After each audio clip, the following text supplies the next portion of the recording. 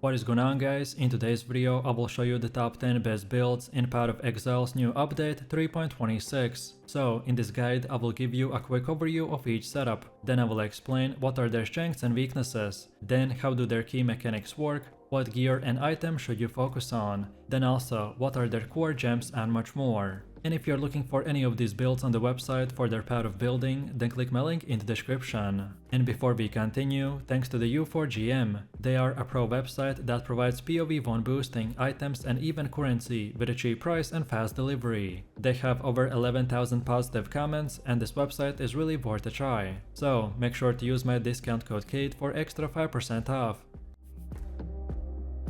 So moving over to the first one, which is the Lightning Arrow Deadeye build. This is a high-speed bow setup, designed for exceptional map clearing with efficient projectile-based AoE. It's focused on scaling flat elemental damage through the Lightning Arrow and the Artillery Ballista, by excelling in clearing large packs with projectiles that pierce and return. The build uses key offensive stats like the added elemental damage, attack speed, projectile modifiers, frenzy charges, and even critical strike scaling. Early on, you want to utilize the precise technique for a damage boost, and then switch to a critical focus setup once we acquire a strong spine bow. Offensively, it benefits from attack speed, projectile speed, frenzy charges, and the sniper's mark, and even added elemental damage. And then defensively, the build will stack evasion, 100% spell suppression, and element avoidance via the ancestral vision javel, which is also supported by the grace, blind, life leech, and life on a hit recovery. Projectile speed plays a key role in clearing speed, allowing for the off-screen kills, and improving damage through the bow mastery. Mana costs are minimized by using the Algix mod, ring crafts, and the inspiration support.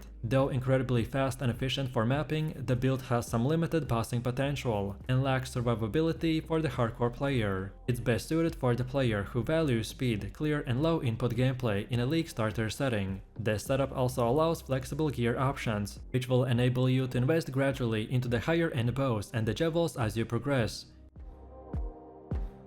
Next up we have Volcanic Fissure Berserker build. This is a high-speed melee slam build that uses Volcanic Fissure of the snaking with a Berserker's Ascendancy, which is ideal for exceptional map clearing with efficient fissure-based AoE. It delivers range-style play by using persistent fissure lines that erupt beneath the enemies and auto-target and stack for massive clear speed. Offensively, it scales through multiple fissure eruptions per cast, boosted by the auto-exerted Warcries for attack speed and damage bursts, and then Prismatic Tincture to amplify the burst damage uptime even more. Your cursor control is key, so you will want to place it outside of the bosses to maximize the fissures, which will be mainly 3 eruptions per cast. The Berserker's Ascendancy path should be focused on the Warbringer, then Rite of the Ruin, and then the aspect of the Carnage. These provide strong synergy with the Warcries, high damage, and the speed as well as sustain. In the early game, you want to use the Ground Slam and the Southern with the Frostbling and the Warcries, and then once the important gems are farmed in the mid game, then the build transitions into the full setup.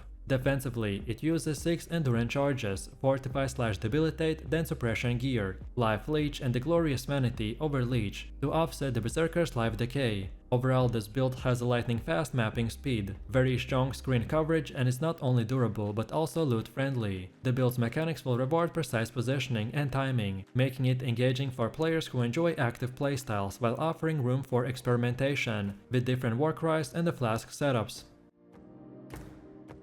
Next up we have the Poison Concoction Pathfinder build. The setup focuses on fast sustained poison damage through the skill Concoction, which fires a projectile that applies deadly poison over time. It leverages the Pathfinder's Ascendancy for great flask uptime, allowing continuous application of the damage and survivability buffs. Offensively, it stacks chaos damage, poison scaling, and the critical strikes, supported by the strong projectile speed and the multi-flask effects. Defensively, the build will rely on evasion, energy shield, and the life regeneration, boosted by the Pathfinder's flask enhancements. Early leveling will use similar poison-based attacks, and then transition into the high DPS poison scaling into the mid-game. This setup is budget-friendly, easy to gear, and offers solid clear speed, with respectable boss damage. It's ideal for players who want smooth mapping and strong sustain with the poison mechanics, while also enjoying the flask utility and survivability. This build also benefits from a variety of accessible uniques and affordable gear, making it particularly appealing to players looking for an effective yet economical option in the league start.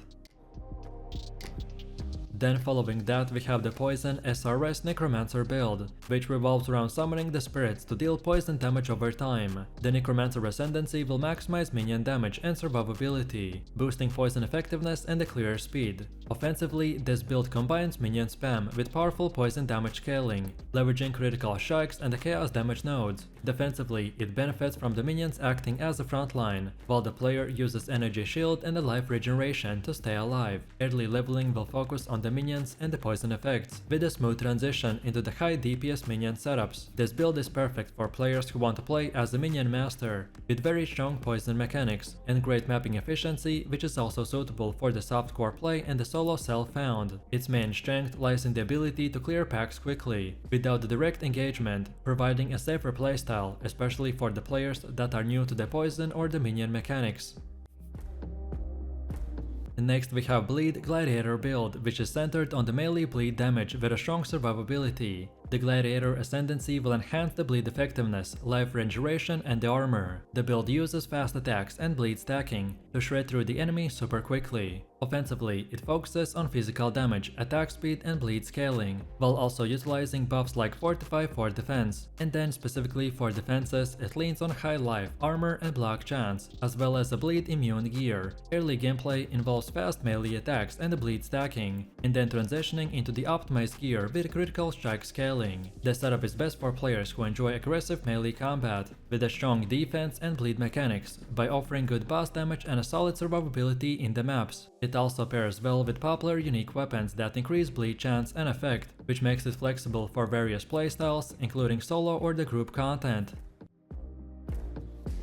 Next up we have Explosive Arrow Ballista build, which is a ranged trap/minion hybrid that excels in map clearing with a strong aerial explosion. It uses the Ballista skill to summon stationary turrets that fire explosive arrows, causing very large AoV damage. Offensively, the build will stack fire damage, the trap damage, projectile damage, and even the critical strikes. It also leverages elemental penetration and the cluster javel bonuses. Defensively, it focuses on evasion, life, and damage mitigation through the flasks and javels. Early game will use basic traps and the projectiles for leveling, and then transition into a full explosive arrow ballista spam in the mid game. This build is great for players who want a unique turret playstyle, with a very high clearing speed and decent survivability. The strategic placement of ballistas and the traps will reward careful map navigation and also situational awareness by adding a tactical layer to the gameplay beyond just a simple skill spam.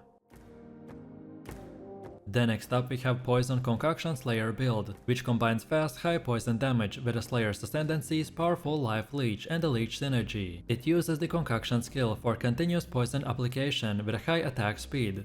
Offensively, it maximizes chaos damage, poison scaling and the critical strike multipliers. And then defensively, it benefits from the Slayer's life leech, on-kill life regen and the fortify, which makes it quite tanky for a poison build. Early progression will use fast attacks with a poison stacking, and then shift to the full damage over time setup with a very strong flask uptime. The build is ideal for players who want a strong self-sustaining poison build, with good survivability and excellent mapping speed. Its combination of a high sustain and damage makes it suitable for both solo play and the endgame boss fights, by providing versatility across most of the content. Then next we got the Eyeshot Minor Deadeye build that revolves around the Eyeshot, combined with the mines to deliver cold damage burst with a high clearing speed. Deadeye's Ascendancy will improve projectile damage, multiple projectiles, and increased accuracy. Offensively, it benefits from the cold damage scaling, added projectiles, and the critical strikes, combined with mine deployment for a safe and ranged gameplay. Defensively, the build uses evasion, dodge, and the life leech. Early leveling will use the Eyeshot with direct attacks, and then transitioning to the mines mid-game for a safer and higher DPS play. This build is excellent for players who enjoy ranged tactical gameplay, with great clearing speed and safety. The dual playstyle of direct shots and the mines will allow for flexible engagement distances, which makes it adaptable to various map layouts and the boss mechanics.